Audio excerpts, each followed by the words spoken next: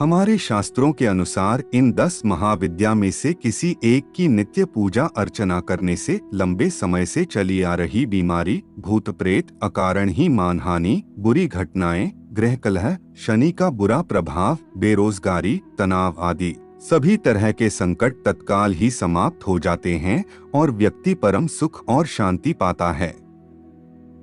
इन माताओं की साधना कल्प वृक्ष के समान शीघ्र फलदायक और सभी कामनाओं को पूर्ण करने में सहायक मानी गई है। इन 10 महाविद्याओं के बारे में आज हम आपको हमारी इस प्रस्तुति के माध्यम से परिचित कराएंगे। कृपया वीडियो को ध्यान से देखें व हमारे चैनल धर्मार्थ को सब्सक्राइब करें।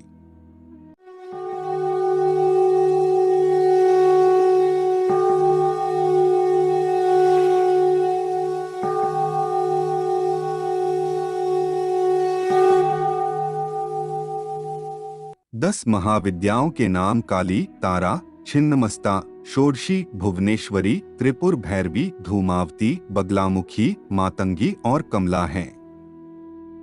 इनमें से काली प्रथम है। महाभागवत के अनुसार महाकाली ही मुख्य हैं और इन्हीं के उग्र और सौम्य 2 रूपों में अनेक रूप धारण करने वाली 10 महाविद्याएं हैं।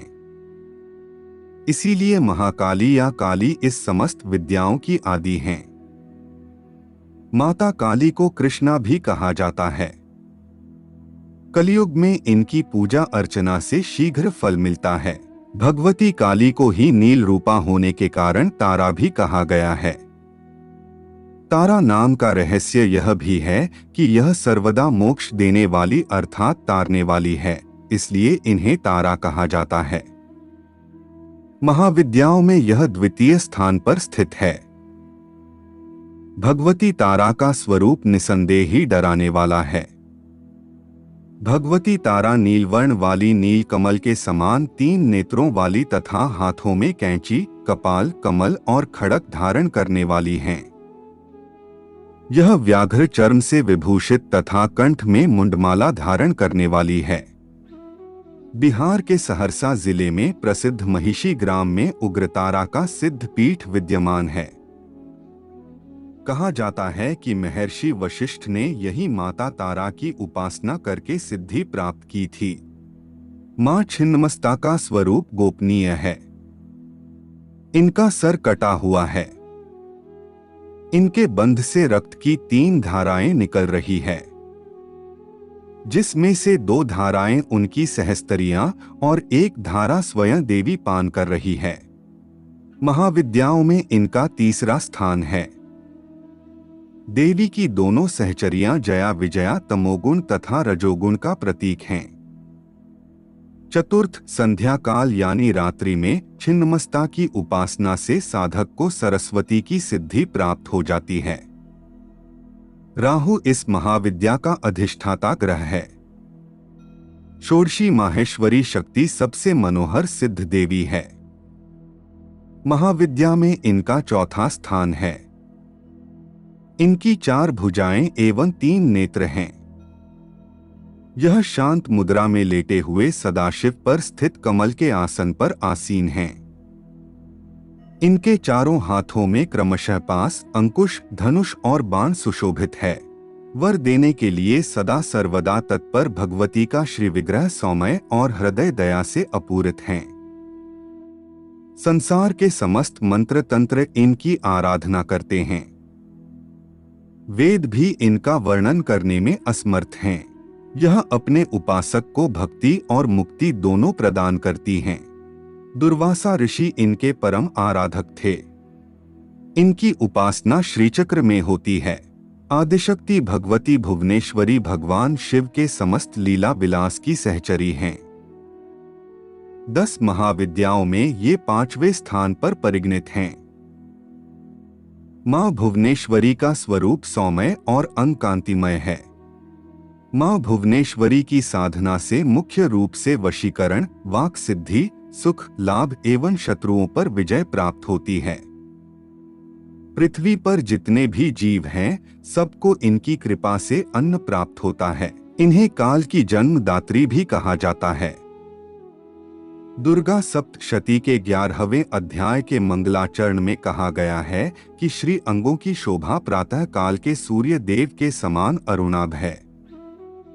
उनके मस्तक पर चंद्रमा का मुकुट है। 3 नेत्रों से संयुक्त देवी के मुख पर मुस्कान की छटा छाई रहती है। उनके हाथों में पाश, अंकुश, व्रत एवं अभय मुद्रा शोभा पाते हैं।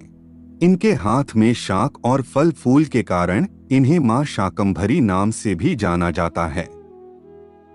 चंद्रमा इनका अधिष्ठात्री ग्रह है। विश्व के अधिष्ठान दक्षिणामूर्ति काल भैरव हैं। उनकी शक्ति ही त्रिपुर भैरवी है। महाविद्याओं में इनका 6ठा स्थान है। त्रिपुर भैरवी का मुख्य उपयोग घोर कर्म में होता है। इनका रंग लाल है। यह लाल वस्त्र पहनती हैं, गले में मुंड माला धारण करती हैं और स्तनों पर रक्त चंदन का लेप करती हैं। यह अपने हाथों में जप माला, पुस्तक तथा वर और अभय मुद्रा धारण करती हैं। यह कमलासन पर विराजमान हैं। शत्रु संहार एवं तीव्र तंत्र बाधा निवारण के लिए भगवती त्रिपुर भैरवी महाविद्या साधना बहुत महत्वपूर्ण मानी जाती है। इससे साधक के सौंदर्य में निखार आ जाता है। आगम ग्रंथों के अनुसार त्रिपुर भैरवी एक अक्षर रूप है। इनसे संपूर्ण भुवन प्रकाशित हो रहे हैं तथा अंत में इन्हीं में लय हो जाएंगे। त्रिपुर भैरवी के अनेक भेद हैं, जैसे सिद्धि भैरवी, चैतन्य भैरवी, भुवनेश्वरी भैरवी, कमलेश्वरी भैरवी, कामेश्वरी भैरवी, षटकुटा भैरवी, नित्या भैरवी, कोलेशी भैरवी, रुद्र भैरवी आदि। धूमावती देवी महाविद्याओं में 7वें स्थान पर आती हैं। धूमावती महाशक्ति अकेली है तथा स्वयं नियंत्रिका हैं। नारद पंचरात्र के अनुसार इन्होंने अपने शरीर से उग्रचंडिका को प्रकट किया था, जो सैकड़ों गिद्धड़ियों की तरह आवाज करने वाली थी। इनकी उपासना से विपत्ति नाश, रोग निवारण व युद्ध में विजय प्राप्त होती है। इनके ध्यान में इन्हें विवर्ण, चंचल, काले रंग वाली, मैले कपड़े धारण करने वाली, खुले केशों वाली, विधवा, काकध्वज वाले रथ पर आरूढ़, हाथ में सूप धारण किए, भूख प्यास से व्याकुल तथा निर्मम आंखों वाली बताया गया है।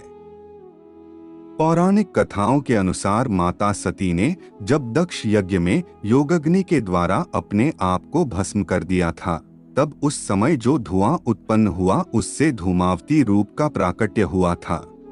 व्यष्टि रूप में शत्रुओं को नष्ट करने की इच्छा रखने वाली तथा समष्टि रूप में परमात्मा की संहार शक्ति ही बगला है। महाविद्याओं में इनका 8वां स्थान है। इनके ध्यान में बताया गया है कि यह सुधा समुद्र के मध्य में स्थित मणिमय मंडप में रक्तमय सिंहासन पर विराज रही हैं। यह पीत वर्ण के वस्त्र, पीत आभूषण तथा पीले पुष्पों की माला धारण करती हैं। इनके एक हाथ में शत्रु की जीभा और दूसरे हाथ में गदा है। मां बगलामुखी के प्रसिद्ध शक्ति पीठ निम्न स्थानों पर हैं, जैसे दतिया, वाराणसी, वनखड़ी और गंगरेट। श्री बगलामुखी को ब्रह्मास्त्र के नाम से भी जाना जाता है। बगलामुखी की उपासना करने के लिए ब्रह्मचर्य का पालन और बाहरी भीतरी पवित्रता अनिवार्य है। सर्वप्रथम ब्रह्मा जी ने बगला महाविद्या की उपासना की थी। ब्रह्मा जी ने इस विद्या का उपदेश सनकादिक मुनियों को दिया। इनके बड़वामुखी, जातवेदमुखी, उल्कामुखी, ज्वालामुखी और बृहदभानुमुखी 5 मंत्र भेद हैं। माता मातंगी महाविद्याओं में 9वें स्थान पर आती हैं। मातंगी के ध्यान में बताया गया है कि यह श्याम वर्णा है और चंद्रमा को मस्तक पर धारण किए हुए हैं। भगवती मातंगी त्रिनेत्रा, रक्तमय सिंहासन पर आसीन नीलकमल के समान कांति वाली हैं। इन्होंने अपनी चारों भुजाओं में पास, अंकुश, खेटक और खड़क धारण किया है। यह असुरों को मोहित करने वाली एवं भक्तों को अभीष्ट फल देने वाली है। इनकी उपासना से गृहस्थ जीवन को सुखी, आकर्षक, ओजपूर्ण वाणी तथा गुणवान पति या पत्नी की प्राप्ति होती है। इन्हें राजमातंगी, सुमुखी, वश्यमातंगी तथा कर्णमातंगी नाम से भी जाना जाता है। देवताओं एवं असुरों के द्वारा अमृत प्राप्ति के उद्देश्य से किए गए समुद्र मंथन के फल स्वरूप माता कमला का प्रादुर्भाव हुआ था। इन्होंने भगवान विष्णु को पति रूप में स्वीकार किया। महाविद्याओं में यह 10वें स्थान पर परिगणित हैं। सभी देवता, राक्षस, मनुष्य, सिद्ध और गंधर्व इनकी कृपा प्रसाद के लिए लालायित रहते हैं। महाविद्या कमला के ध्यान में बताया गया है कि इनकी कांति स्वर्ण के समान है। हिमालय के सदृश श्वेत वर्ण के 4 हाथी अपने सूंड में 4 स्वर्ण कलश लेकर इन्हें स्नान करा रहे हैं। यह अपनी 2 भुजाओं में वर एवं अभय मुद्रा तथा 2 भुजाओं में 2 कमल पुष्प धारण किए हुए हैं। इनके सिर पर सुंदर किरीट तथा तन पर रेशमी परिधान सुशोभित है। यह कमल के सुंदर आसन पर आसीन हैं। शक्ति के इस विशिष्ट रूप की साधना से दरिद्रता का नाश होता है और आय के स्रोत बढ़ते हैं। जीवन सुखमय होता है। यह दुर्गा का सर्व सौभाग्य रूप है। जहां कमला है वहां विष्णु है। शुक्र इनका अधिष्ठात्री ग्रह है। इन सभी महाविद्याओं की उपासना व साधना करने से मनचाहे फल, सुख, वाक सिद्धि, लाभ एवं शत्रुओं पर विजय आदि प्राप्त होते हैं। जैसे युधिष्ठिर ने भगवान श्री कृष्ण के परामर्श पर कौरवों पर विजय प्राप्त करने के लिए इन महाविद्याओं की आराधना की थी।